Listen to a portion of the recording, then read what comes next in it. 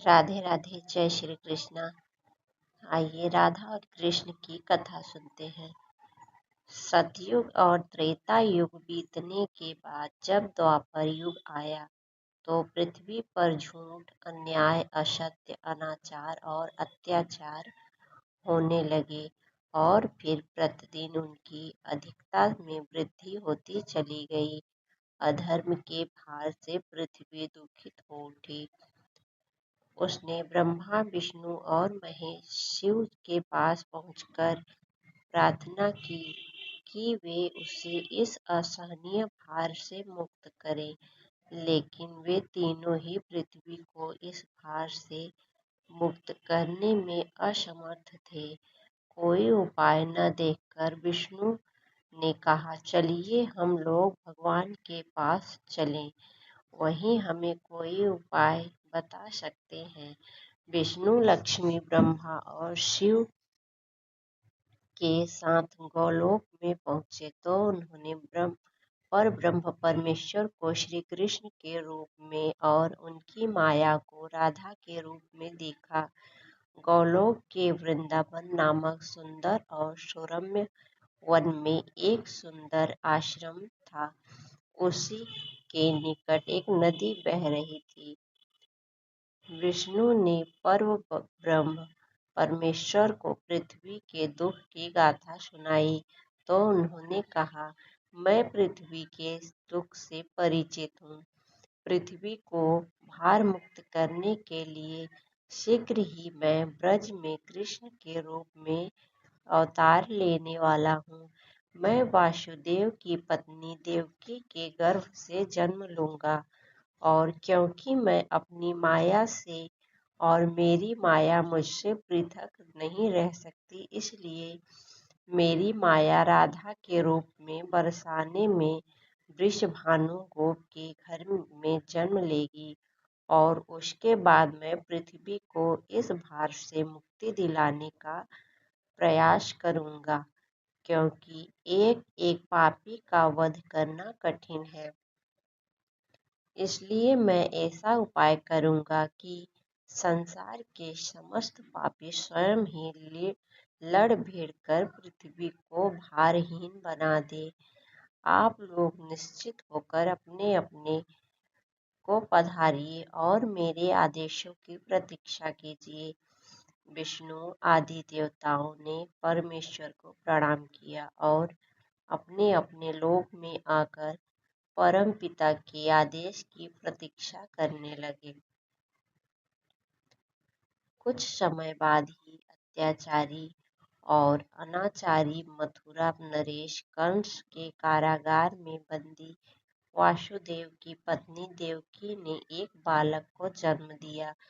बालक के रूप में जन्म लेने से पूर्व ही भगवान ने उन्हें अपनी योजना बताते हुए आदेश दिया था कि वासुदेव जी उन्हें गोकुल में नंद गोप की पत्नी यशोदा के पास छोड़ आए और उसी समय उनके गर्भ से जन्म लेने वाली कन्या को लाकर कंस के हवाले कर दे। वह कन्या मेरी योग माया है।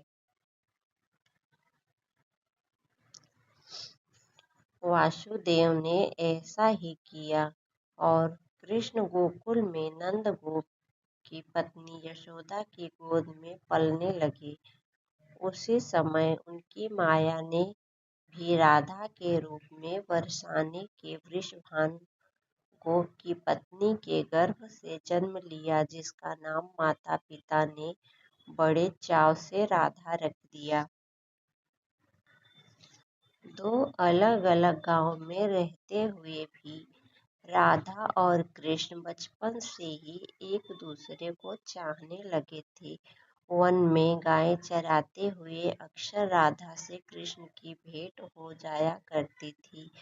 फिर जब ये दोनों बड़े हो गए तो जब भी रात की बेला में कृष्ण अपनी बांसुरी के स्वरों द्वारा अपनी प्रियतमा राधा को पुकारते, राधा अपनी सहेली गोपबालाओं के साथ कृष्ण के पास पहुंच जाती। राधा और कृष्ण का यह प्रेम दो किशोर लड़के लड़की का प्रेम था, जो थोड़े ही दिनों में पूरे ब्रज में चर्चित हो गया। नंद बाबा और यशोदा ने चाहा कि कृष्ण का विवाह राधा के साथ कर दिया जाए। उधर बरसाने में वृषभानु और उनकी पत्नी कलावती की भी यही इच्छा थी। एक शुभ दिन देखकर राधा और कृष्ण की सगाई कर दी गई। पूरा ब्रज प्रदेश आनंदोल्लास से भरे उत्सव से भर गया, लेकिन उन दोनों का विवाह नहीं हो पाया कि कंस के आदेश पर अक्रूर कृष्ण को बुलाने के लिए मथुरा से वृंदावन पहुंच गए और अत्याचारी कंस तथा राक्षसी स्वभाव वाले उसके अनुचरों का वध करने के लिए कृष्ण को बलराम के साथ वृंदावन छोड़कर मथुरा जाना पड़ा। और मथुरा में कंस आदि का वध करने के बाद मथुरा राज्य की सुरक्षा के उत्तरदायित्व ने कृष्ण को इतना उलझा दिया कि वह चाह कर भी वृंदावन नहीं जा सके। अपने जामाता कंस के वध का बदला लेने के लिए उसके ससुर जरासंध ने अपनी विशाल सेना के साथ मथुरा को घेर लिया, लेकिन कृष्ण और बलराम ने अपने पराक्रम और जरासंध और उसकी विशाल सेना को पीठ दिखाकर भागने पर विवश कर दिया। लेकिन जरासंध पराजित होकर भी शांत नहीं बैठा। उसके कई बार मथुरा पर आक्रमण किए। मथुरा एक छोटा सा राज्य था और मथुरा नगर को सुरक्षित स्थान पर नहीं बसाया गया था। अतः कृष्ण ने मथुरा छोड़कर अन्य कहीं जाने का निश्चय कर लिया और जरासंध की विशाल सेना के बीच से मथुरावासियों को सुरक्षित निकालकर हजारों योजन दूर भारतवर्ष के पश्चिम सागर तट पर ले गए और द्वारका नगर की स्थापना करके एक शक्तिशाली यादव राज्य स्थापित कर दिया। अक्रूर के साथ मथुरा छोड़कर आने के बाद कृष्ण और राधा का मिलन फिर कभी नहीं हुआ, लेकिन वे आजीवन एक दूसरे को भूल नहीं पाए। वैभव संपन्न द्वारका में अनेक सुंदर पत्नियों का प्यार पाकर भी वह राधा के प्यार को नहीं भूले और संसार आज भी राधा कृष्ण के प्रेम को एक आदर्श प्रेम के रूप, महान और अमर प्रतीक के रूप में याद करता है।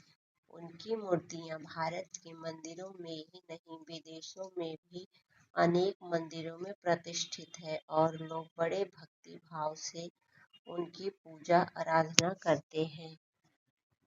राधे राधे दोस्तों, कथा कैसी लगी? अच्छी लगी तो लाइक, सब्सक्राइब और शेयर जरूर करना।